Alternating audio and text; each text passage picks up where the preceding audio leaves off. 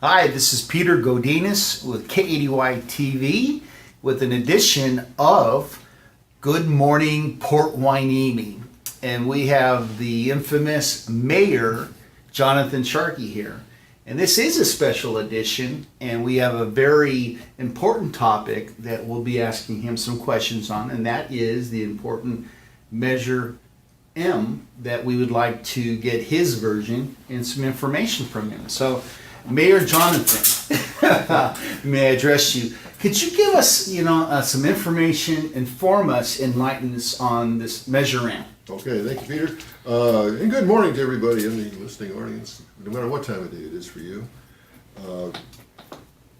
Measure M is not a new tax; it's just an update to a 37-year-old business license ordinance. And why it's important to us, it has to do with the way cities are funded in California. Port Hueneme does not get a lot of sales tax. We're not on a freeway. We don't have an auto mall. So that's the most important source for most cities. We don't have that. Even though we are a coastal city, our hotel tax doesn't give us as much as you might think, because a lot of the folks staying in the hotels are government. They're on government business and they don't pay the tax. So there are some limited options for us as far as raising revenue goes. And we started looking at this actually a number of years ago. If you look at what's happening now, it's a 37-year-old business license law. Every city in California has a business license. Ours is so out of date that it sets rates for coin-operated televisions. If you're too young, once again, Peter, you're too young to remember, but there used to be, you go into the motel and you put a coin in the slot and the bed would vibrate. Right. We set rates for that. Really? But what we don't have is a lot of the new businesses that have happened since 1978. And the ones that are here are paying $1978 in 2014. So the situation we have now is every small little business in Port Hueneme is paying hundreds of dollars for business license fees. Well, some of the big operators on the port, Del Monte, Exxon, BMW, they're not paying anything. They're paying zero. And I say, let's say that again. They're not paying anything for business license at all. So we're trying to equalize this a little bit. My personal preference would be we just do away with business licenses for home-based businesses, for example. There's no impact on city services. So you ding someone for $75. That could pay their phone bill for a couple of months. I want to encourage people to start businesses. I'd like to be the startup capital of Ventura County. I've heard this again and again from people that are trying to start a business. I'm just trying to get off the ground here, and here first thing you do is you ding me for a business license. And in the meantime, it's a small town, and people do know what goes on the other side of the fence. We've got big defense contractors that aren't being captured at all. They're not paying anything. We've got big multinational corporations that aren't paying anything. And it's only fair.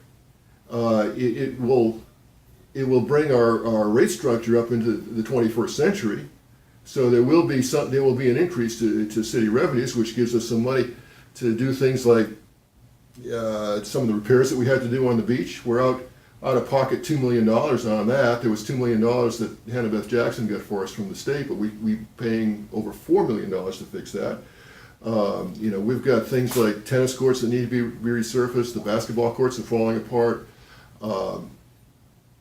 Tree trimming, I get calls all the time about tree trimming. We're behind on all these things because we're scraping along with the revenues we have. So yes, we do need to increase our revenue some, but from my perspective, it's really an issue of fairness. If you go to the coffee shop and they're paying $300-400 for a business license, but a big multinational corporation is paying nothing, that's not fair. It's just not fair. And that's the situation we have now.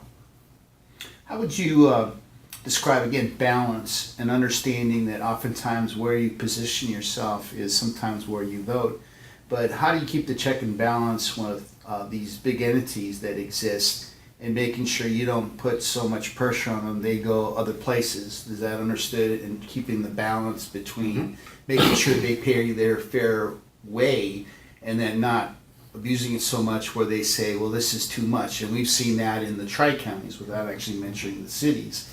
How would you address that particular question? Well, back in 1976, the voters passed something called the Right to Vote on Taxes Act, Right. Prop 218. Okay. I remember I was campaigning to pass our city charter that year when that was on the ballot, so I remember that well. That sets the procedure for how rates are set. Okay. What the voters vote on, as in Measure M, is a big structure. It sets a ceiling. Okay. What happens when you actually set the rates is you have hearings, you take evidence, you take testimony, and you make findings of fact. And if you do set a rate that somebody doesn't like, they can appeal it. You know, the judge can throw it out in a minute.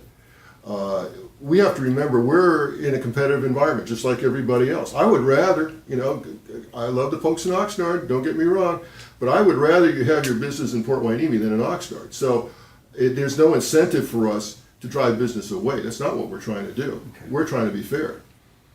I think it was very good.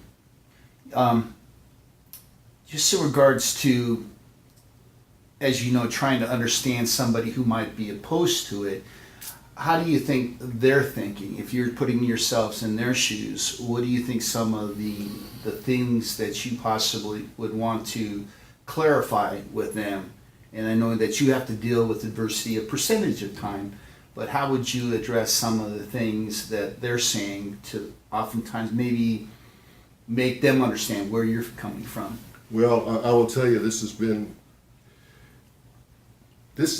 really a pretty mundane update to a pretty boring law, but because of some of the ongoing legal difficulties we've had with the Oxnard Harbor District, Right. some folks have decided this was going to be a political battle.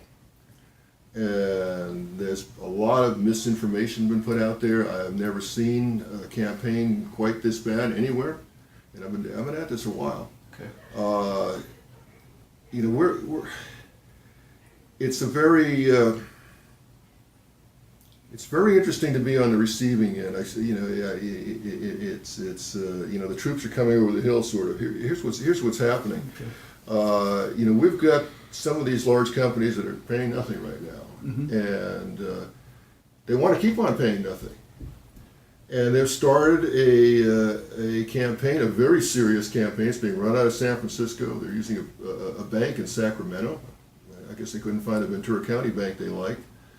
You know, one of the big backers, NYK Cool, was just bought by the Russians, so it won't go there. But that's you know, this is not exactly a grassroots campaign. Right. And we just got a call from a guy named Mark Begedich, who is the #1 sort of black ops research opposition guy. He made a public records request to our city. It's going to take our staff over a week's worth of staff time to meet it. Mm-hmm.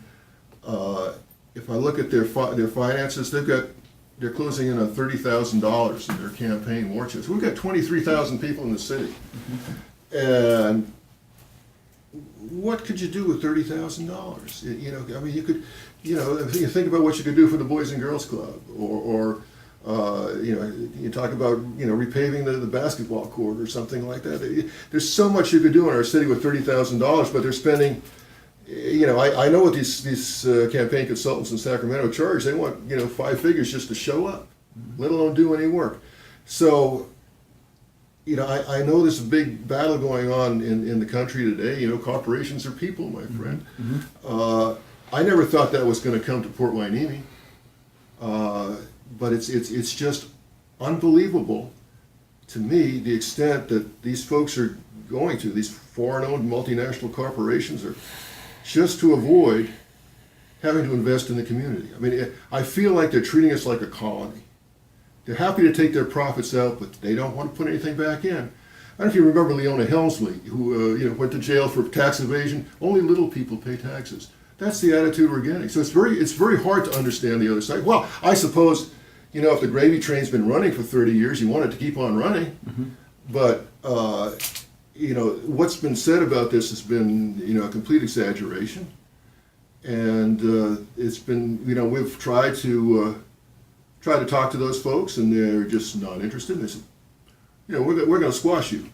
And that's the attitude that we're getting. Well, Mayor Sharkey, number one, I appreciate being on the show, and appreciate all the candidates for really trying to pursue the truth, if I could say it that way.